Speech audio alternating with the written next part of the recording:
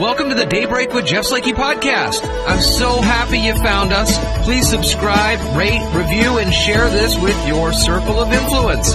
It's a collection of the interviews, news, and conversation during Daybreak with Jeff Slakey on I-Fiber1 News Radio, KMAS, weekdays from 6 to 9. Well, good morning to you. Hope you're having a great start to the day on this Thursday. Bringing in Spencer Hughes. Good morning, sir. How are you? Hey, I'm doing great. How about yourself? Happy Thursday. Yeah, happy Thursday indeed. Getting ready to enjoy a weekend here upcoming. We've got a great new guest on the show today. Shelton Public Works Director, the new one, Jay Harris, comes into studio talking about his new position and what he brings to the city. Also, we'll find out who else is deserving for dinner, get a coronavirus update for you, and some news from the city of Olympia. And Mason County has 56 confirmed cases of COVID-19. This is your COVID update. 9 cases are currently active. 1 COVID-19 related death from Mason County at the time of this release.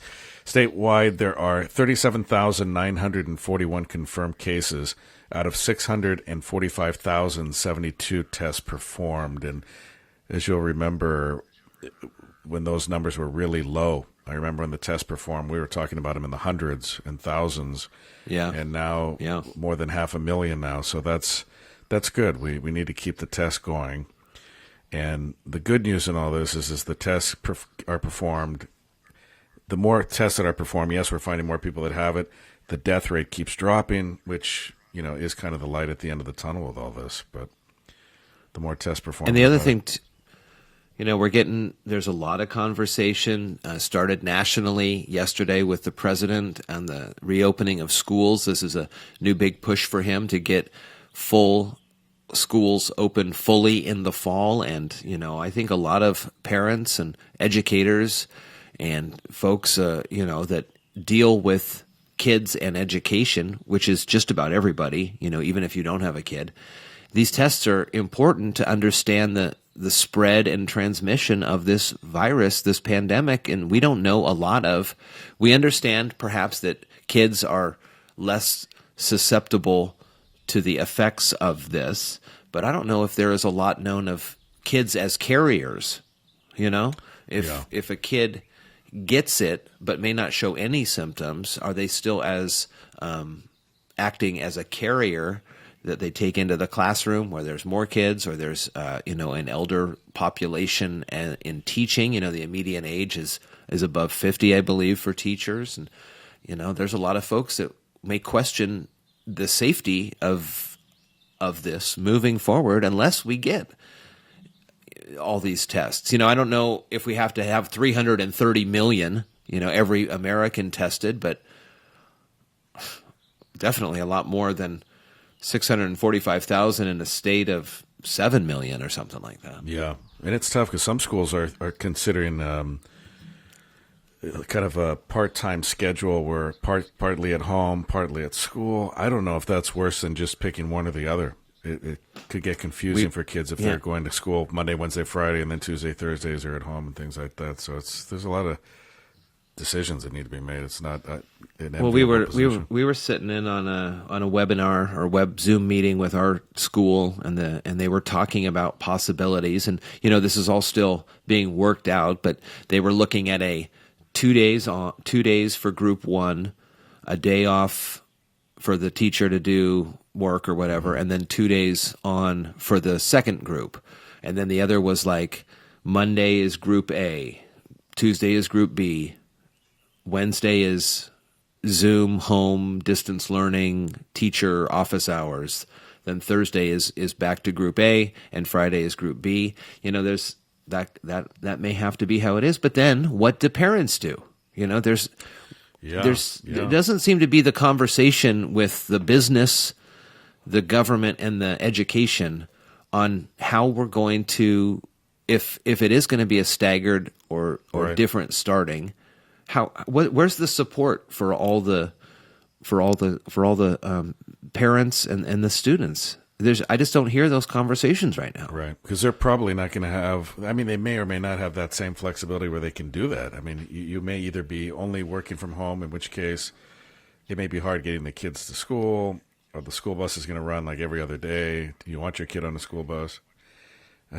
it's not an enviable position to be in. At the beginning of this thing, everybody was in the same boat. And I go, oh, well, everybody's in this together. And I'm starting to see, factions and groups leap out ahead of these, of how the recovery is doing for other groups.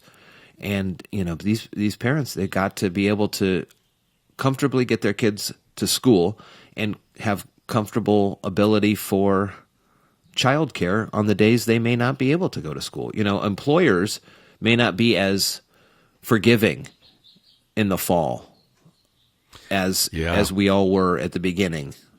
That's another good point to consider. You're right.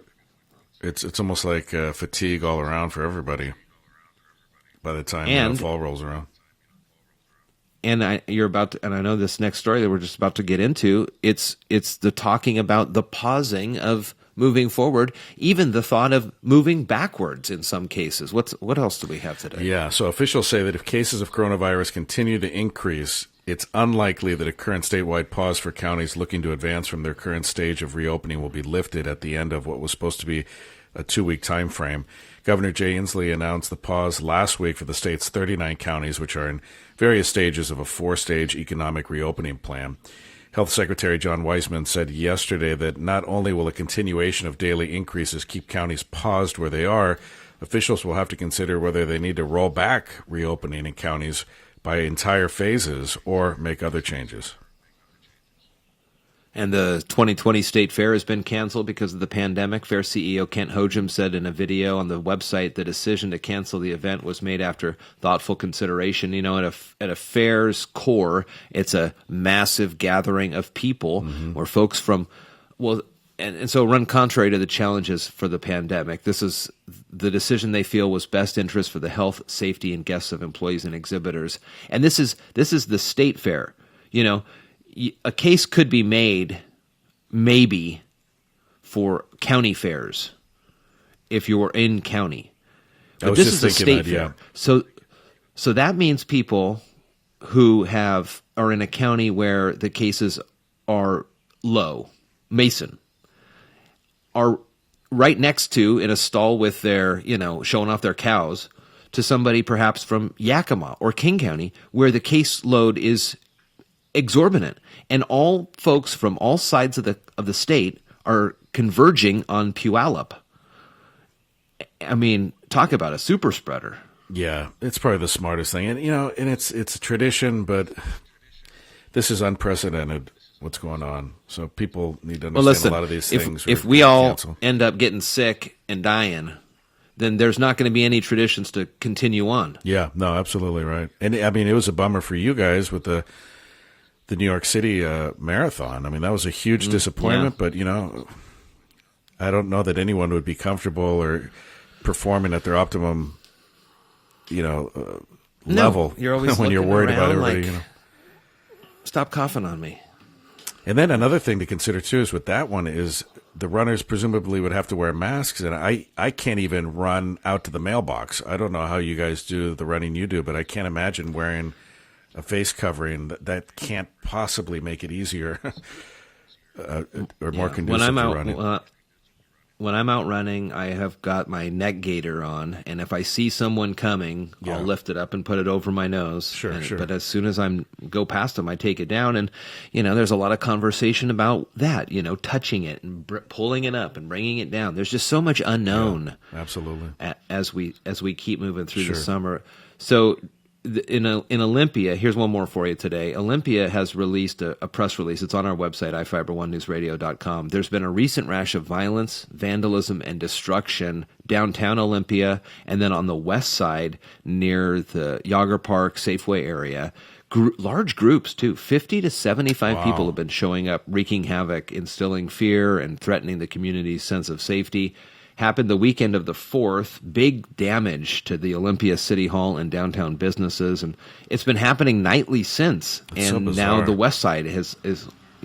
So there's a full statement on our website again, ifiber1newsradio.com. Well, coming up, Spencer, let's find out who's deserving for dinner. We'll get the weather forecast in here, some more conversations. It's all coming up on Daybreak. Good morning. From the iFiber One News Radio studios, you're listening to Daybreak.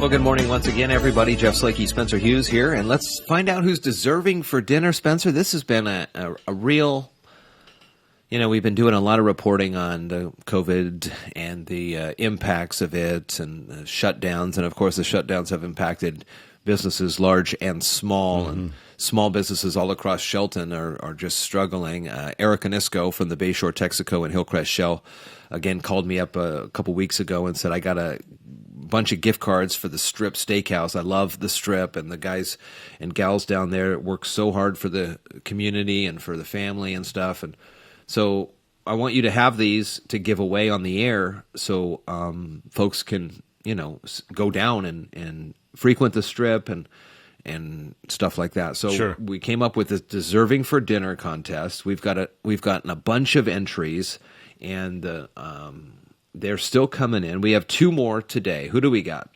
Well, we have Elizabeth, who is all the way over in Seattle, which is cool, and she is nominating her sister, Christy, for the gift card. She says she's lived in Mason County for 35 plus years. She left her job a few years back that she enjoyed to be of service to others, and she does it with pleasure and with a smile. From being a daughter, sister, wife, mother, grandmother, she takes no time to just relax for herself. Raising her two grandchildren who live with her is her top priority. During the COVID-19 shutdown, she's taken on even more responsibilities, homeschooling, more meals at home, as we all know, all the added responsibilities that come with the lockdowns. She's the grocery essential shopper for the family as well. That's a big responsibility. A high-risk neighbor. She helps out along with her their elderly mother who lives in Shelton. She said, I would enjoy knowing she could get at least one meal made for her and not have to cook. I know she would enjoy a quiet escape for herself, even if it's just for a brief moment during her full day. Thanks for your consideration. A proud older sister who lives in Seattle. That from Elizabeth, nominating her sister, Christy. That's a nice one. That is a real good one. Here is one. Nikki says, I'd like to nominate Troy for the gift card, an essential worker at Alpine Way, the housekeeping and security director for a couple years now. The amount of love, generosity, and care he has for all of his residents is astounding. They all love him there. The ladies love him, and they can ask any of his coworkers. He's a great person, goes to work when he is in pain, and puts the residents' needs first. And when he isn't working, a loving father to his daughter and his son, and he does the best he can to provide for his kids. Troy has never won anything like this before, and I feel he deserves a nice dinner for himself. I've never met a man like Troy. He works very hard to make sure his kids have their needs and then some. He never gets to take care of himself because he puts his family first. Nikki says, I don't even recall the last time Troy was able to get anything nice for himself. He's an extraordinary person, and he works his butt off to provide for his family. I think he deserves this, Nikki says. Well, that's great, Nikki. He is definitely deserving for dinner. There's a couple more good ones. We're going to keep doing these until we run out of gift cards. So get those nominations in to daybreak at ifiber1.com, daybreak at ifiber1.com, and you may have the next nominee for someone who's deserving for dinner. More Daybreak Show coming up. You're listening to Daybreak on iFiber One News Radio. Well, good morning, everybody. Jeff Slakey and Spencer Hughes here on the Daybreak Show as we continue our in-studio interviews. And we're happy during our focus on Shelton right now, presented by our Community Credit Union, to have the new Public Works Director for the city in, Jay Harris. Good morning, Jay. Good morning. Thank you for having me. Well, nice to meet you here, and definitely, I'm sure, some interesting ways that you are being exposed to the city here with these interviews and just being out and about a month and a half on the job. And first off, what brought you to Shelton? What did you see in the listing that thought you to challenge yourself here? Yeah, so I was a Public Works Director for the city of Newburgh, which is about 25,000 people, a little bigger than this community. And I saw this listing come up. Our family has a homestead in Oakville which is population 500 at best. And it's from the 1870s, and we have the old 1882 farmhouse that I've been working on for 10 years. And I saw this listing come up, and it's like, I get to move to where I really want to live. And that's we have 50 orchard trees, the old farmhouse, a big rhododendron garden, and about 80 acres. And so it's like, I need to just start winding down a little bit and get to a place that I love, which is Oakville, and then be employed, obviously. The drive isn't the best. I do get to drive the Chehalis River. I come Highway 12 and come in that way every day and just enjoy the drive every day. And then getting home every night is I have a sense of place. When you look at the landscape of the city of Shelton and some of the great successes over the last year with moving uptown on 7th there as we get to the intersection by the library and then heading up to Olympic Highway North, some great wins by the city over the last couple of years. How do you see yourself able to put your mark on this moving forward? Yeah, I think a lot of it is getting to proactive maintenance procedures. A lot of cities get caught up into reactive maintenance. That's where water lines are having issues and you're repairing a lot of things and you're just chasing a lot of different projects. So I like planned maintenance. And so like with the street project, continue doing things like that. Continue paving roadways, continue replacing water lines and sewer lines. Meter infrastructure we're still manually reading meters. Go electronic with those sorts of things. Having asset management and a work order system is really important. That way, if we show up and do some repairs on a fire hydrant or a water valve or a water meter or a street sign, we actually have a picture of that asset and we show the last time we were there, what we did to it this time, and then maybe some other future planned maintenance. So we take a asset management system, and it builds institutional knowledge. So as people work 20 years somewhere, they build a lot of institutional knowledge. This system will have it all in there. So the day one employee will have a tremendous advantage and a huge knowledge base of the city assets. Sure. Yeah, be able to digitize that. Somebody rolls up on their first week on the job, look at a picture perhaps, and this is how it's been over the years. That's correct. A great idea. Yeah.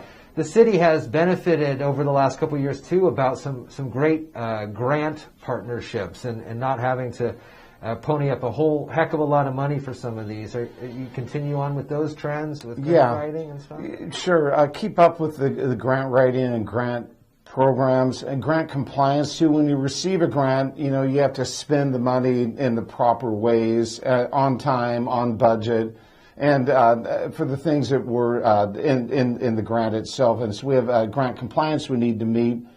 We also can look at the rate revenue that we're bringing in and make sure that with grants and with the rate funds that we're able to mix dollars and get projects out through different funding sources and accomplish much more with the limited resources that we have. Yeah, there's some great just partnerships with state DOT, the fact that the roads run through and the highways, there's good partnerships there. You're coming in, obviously, at a very difficult time. Revenues in the city are way down, and so I'm sure the Public Works Department, like most other departments, are going to have to really look closely at their budgets. And this is something you're just going to have to, basically, you're falling right into this thing. Yeah. What are you looking at? Yeah, so we have gone through some budget exercise cuts. We're implementing some of those cuts right now. The city manager had us look at 30% cuts to our budget. And then we're looking as revenue comes in, because we don't know how long this is all going to last. So right now we were targeting some larger cuts. We're not quite seeing that right now to date, but we're prepared in the background to respond. Obviously, there'll be some curtailments of some services. Right now, city employees are on a day furlough every week, and that might end in the future, as better numbers, revenue numbers come in. but we're prepared to respond and keep the service to the city, the public works services for everybody, and be robust. We're working on some goal setting right now. Where are we today? Where do we want to be 5 years from now? And, budget plays a big role in that. And so we'll be working with the city council and other people in the management team to get those 5-year goals adopted and try to achieve some of those. So technology was one of them. I spoke about that. I spoke about people, workers, city employees, is how to make them better at their jobs, and then how does the customer benefit from all that, and really plan out our 5-year capital programs, for water, transportation, sewer, storm drainage, and our fleet division also, and really work on 5 years worth of budgeting and needs, and really get to a proactive mode of, better people, better vehicles, better technology, improve relationships with the customer. Yeah. Well, welcome to the city. You picked an interesting time to come on into the city of Shelton, but again, it would have been just anywhere else, of course. And thanks for coming in studio, and I know we'll talk more as projects come along. And if I know one thing about the residents here, they like to be informed, and they like to let you know, too, what their thoughts are on projects that are coming through. So, Jay Harris, new Public Works Director for the City of Shelton, during our Focus on Shelton, presented by our great friends at our Community Credit Union. Thanks, Jay. Thank you for the opportunity. From the iFiber One News Radio studios, you're listening to Daybreak. Well, good morning once again to you. The Daybreak Show continues on this Thursday. Good morning, Spencer. Hey, good morning to you. What's going on? Well, we were watching Supermarket. Well, first we were watching Press Your Luck, which has come back to the TV, hosted by Elizabeth Banks. And what is so great about this show is so reminiscent of the original series for many ways. They have not updated the Whammy cartoons. They still look like they did back in the 80s. Oh, that's cool. Other than the prizes, the cash values, I feel, are real close to the same. Now, there are some bigger numbers towards the final games, but kind of the regular no whammy, stop, 3,000 and a spin. And I feel like those are the same numbers back in the 80s. Maybe not, but regardless, fun show. And then we started watching the original Supermarket Sweep, which has come back to Netflix. Stephanie and I just loved that game show. They're running through the grocery store trying to find the different bags of chips and stuff. Do you remember that? It is coming back to me now. I do remember seeing that. Yeah, that was always a fun show. That's cool that it's on Netflix now. It's the whole series is on there. They tried to remake it. I think Guy Fieri was the host, and now it's Guy's Grocery Games or something like that. But, those are the types of shows that people keep pulling back and keep trying to redo and reimagine. There are some shows out there, like Mr. Rogers, that are very hard to replicate. That's moved now to Arthur, that little cartoon tiger. He's like the new Mr. Rogers. But somebody who has seen a huge resurgence in popularity since the COVID outbreak is Bob Ross. And, yes. And you've got some things about Bob Ross you've found out, and people are just watching episode after episode after episode of this. Yes, absolutely. And what's cool about this, there were 403 episodes, by the way, so you can definitely binge this over a prolonged period of time and still not get through most of these. But it's just such a calming show. We were watching it the other day, all of us with my in-laws too, on the couch, and it's just so beautiful to watch. I love it. He believes that he died in 1995 on July 4th, which I didn't know. He died on Independence Day. It's believed that he completed 30,000 paintings in his lifetime. And what's cool and what I didn't know is that he didn't make a penny from the TV series. It was kind of like almost like an infomercial for his products and his painting kits, but he never got paid a penny for the TV series, and he donated all those paintings. When you think about how much people would have paid for those things when he was done with them, right? He donated them all to PBS stations and let them use them as fundraisers. I thought that was cool. That's amazing. I had heard that he painted the final he painted a painting, and then he had it off camera to see the painting that he redid in front of the camera. Because, where do you come up with that inspiration on the fly in a half an hour? It's just simply amazing. And I've seen videos of people filming themselves watching Bob Ross while doing the paintings. And if you follow along with what he says, it works.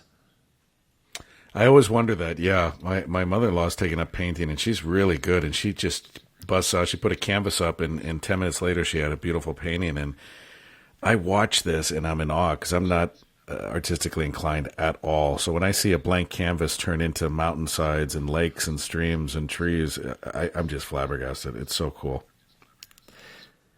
He was such a unique character too, with his calm demeanor and his happy trees. His style was ripe for ridicule. Everybody's talking about his afro and his happy trees and stuff, but he had a real calming presence. And if you listen to some of the quotes on some of those shows, he talks deep at times. Yeah. I love his little philosophical quips he puts in there. By the way, he permed his hair, I guess the story is, and he let it grow to save money on haircuts.